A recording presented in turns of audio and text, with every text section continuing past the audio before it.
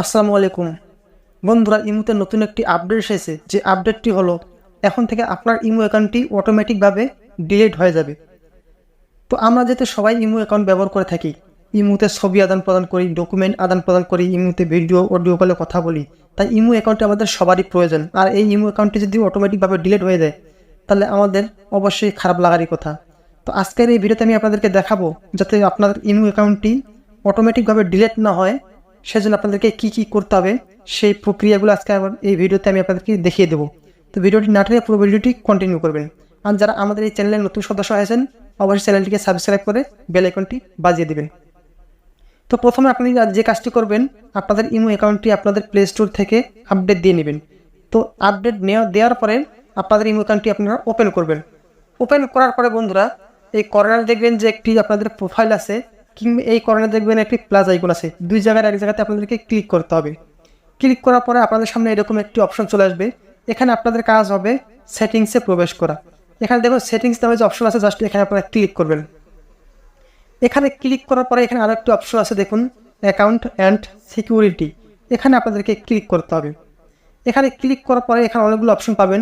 এখানে আপনাদের কাজ হবে, এই যে নিচে দেখুন পরিষ্কারভাবে কিন্তু লেখা আছে, if your account has been inactive for 12 months it will be automatically deleted.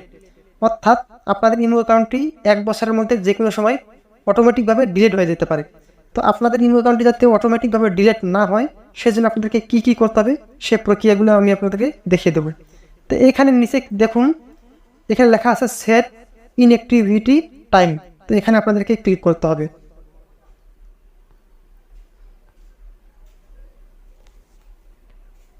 এখানে ক্লিক করার পর এখানে 3টে অপশন চলে আসছে।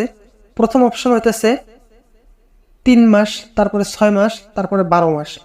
আপনি যদি 3 মাসে ক্লিক করেন তাহলে 3 মাস পর অটোমেটিকভাবে আপনাদের ইমো অ্যাকাউন্টটি ডিলিট হয়ে যাবে। তারপর আপনি যদি 6 মাস এখানে ক্লিক করেন, অর্থাৎ এই যে গ্রিন কালার যে টিক মার্কটা দেখতেছেন, এই মার্কটা যদি আপনি 6 মাসে এখানে দেন তাহলে 6 মাস পর অটোমেটিকভাবে আপনাদের ইমো অ্যাকাউন্টটি ডিলিট হয়ে যাবে।